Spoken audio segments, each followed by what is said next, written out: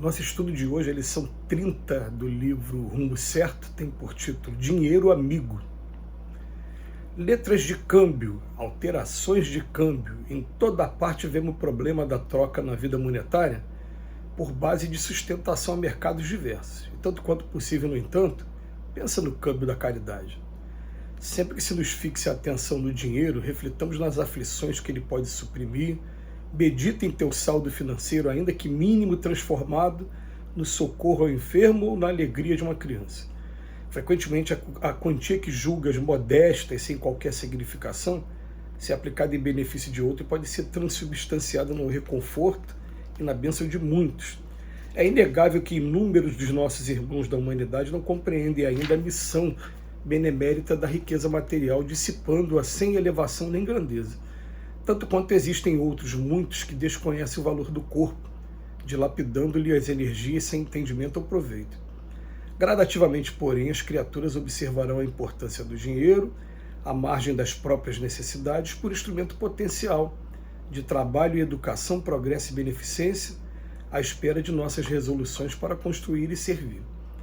Bendita seja sempre a moeda que remunera o suor do pai de família, que realiza os sonhos respeitáveis da juventude, que se faz socorro aos irmãos desfalecentes na estrada, ou que se converte em escora e recuperação dos pequeninos que vagam sem apoio e sem direção.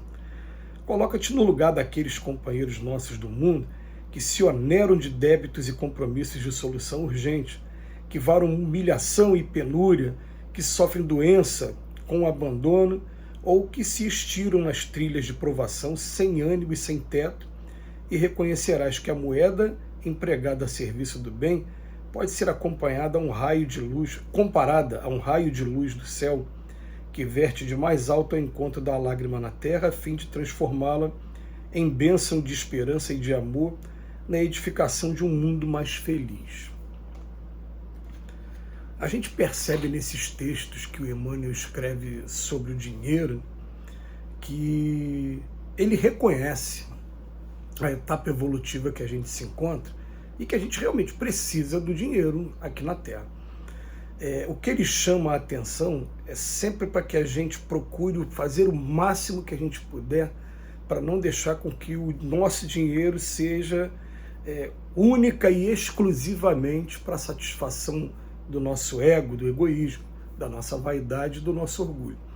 Quando ele é única e exclusivamente, sem exceção, é feito para isso, mas está tão pouquinho que o que eu estou usando está sendo para pagar minhas contas e alimentar o meu vício. Opa, entrou no campo do ego. A gente lembra lá no Livro dos Espíritos que não existe nenhum vício aqui na Terra que não tenha partido do ego.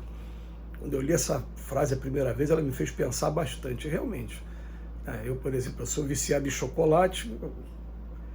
A partir do momento que eu identifiquei aquele paladar, eu falei, esse paladar é muito bom, então o meu ego quer mais e mais, e eu tenho que ficar me controlando para não extrapolar com a minha glicose, até porque já está entrando numa idade que não está permitindo muito abusar da saúde daqui para frente. Mas está partindo do ego. Então, o convite que ele faz, ele até fala assim, né, uma frase que ele coloca aqui, né, que para você pode ser um valor pequeno. É isso aqui, frequentemente a quantia que julgas modesta e sem qualquer significação, se ela for aplicada em benefício de outrem, pode ser transubstanciada no reconforto e na bênção de muitos. Eu me lembro, para a gente ter a noção, né, de um amigo meu, que quando ele foi aprovado no concurso para magistratura, aí no primeiro encontro que a gente teve depois disso, depois de um tempo, e falando, e aí, tá gostando da função, do cargo? Ele falou, rapaz, eu me emociono porque eu fico vendo o seguinte, ele tinha caído numa vara de família, e ele falando que ele deu de pensão de alimentos, dentro da possibilidade do que o pai podia pagar, um valor equivalente hoje a aproximadamente R$300. E ele ficou pensando assim, falou, poxa, mas esse valor normalmente é o valor que, se eu tiver que ir para a rua com a família inteira, para um restaurante, eu provavelmente vou gastar isso. e eu dei esse valor e a outra pessoa ficou super feliz. Então vamos pensar numa coisa, às vezes a gente tem uma noção de valor do dinheiro que não é a mesma noção que as outras pessoas têm, porque cada um vai estar dono da sua realidade. E às vezes você vai estar fazendo a diferença muito grande com um valor que para você acaba não sendo esse valor tão significativo assim. Mas o que ele vai fazendo com a gente? Ele vai fazendo com que uma pessoa, em primeiro lugar, saia daquele momento de desespero, mesmo que seja um momento curto. A gente sabe que muitas das vezes essas doações elas não vão resolver o problema totalmente, mas vão dar algum momento, algum tempo para aquela pessoa poder respirar. Mas a intenção é que você vai estar, de alguma maneira, fazendo a diferença e criando, através da caridade, laços, vínculos. Se houver ingratidão por conta do encarnado, por conta do desencarnado, não vai haver ingratidão. Ou algumas vezes, a gente pode até pensar que a vida simplesmente está dando oportunidade da gente ressarcir aquele que a gente prejudicou em encarnação passada. E ressarcir com muito pouco. Mas a gente tem que começar a pensar numa coisa. O dinheiro, ele pode fazer um estrago muito grande na nossa vida se a gente não souber como olhar para ele com carinho. E a gente tem um costume, por exemplo, quando tem a condição financeira, a primeira coisa que a gente quer fazer, ainda dentro do campo do ego, mas já melhora um pouquinho, pelo menos. Eu quero ajudar em primeiro lugar a minha família. Aí eu quero comprar uma casa para o meu pai, para minha mãe, que sempre suaram para ter, né, para me dar uma formação, tudo bem. Aí depois um ou outro familiar ou um amigo mais íntimo que a gente tem uma consideração muito grande por algum motivo. Às vezes até por ele já ter feito a mesma coisa com a gente. Ainda está no campo do ego. Agora, quando a gente começa a procurar instituições, e a gente sempre está falando sobre isso, a gente sabe que aquela coisa do 0300, de você telefonar e fazer doação, tem a sua validade? Tem, mas nada troca a experiência pessoal, o olho no olho. Então o que o Emmanuel está falando aqui, se a gente não tiver uma família, um amigo mais próximo que a gente sinta no coração a vontade de fazer isso, procura uma instituição qualquer, ou que cuide de crianças órfãs, ou que cuide de idosos, e vocês vão perceber que cada mês a necessidade vai ser uma diferente. Então procura dirigente da casa e fala, esse mês, qual é a necessidade? O que está precisando mais? E em um mês vai ser material de curativo, um outro mês vai ser grãos, arroz, feijão, alimento não perecível.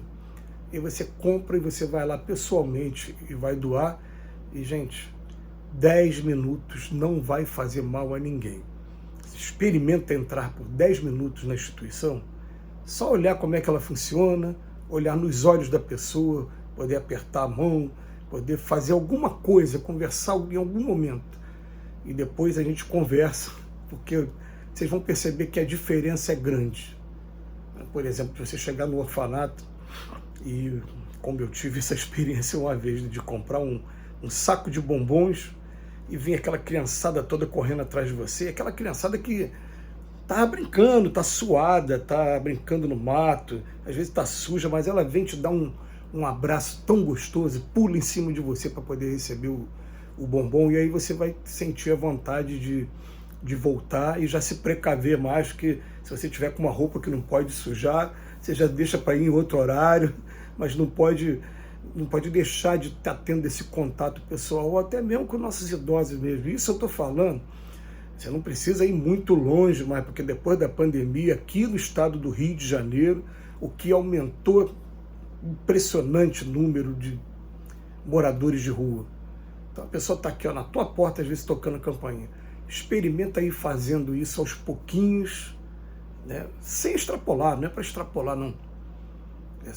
Não precisa também comprometer o seu orçamento, não é isso. Isso depois, com o tempo, de acordo com a situação, com a consciência também, a ajuda dos espíritos, pelo pressentimento, a gente vai procurando fazer a nossa parte também. Mas a gente vai perceber como vai mudar, modificar a nossa ambiência espiritual, a nossa psicosfera. A gente faz amizade também com os espíritos que são amigos deles. Que Jesus nos abençoe hoje e sempre.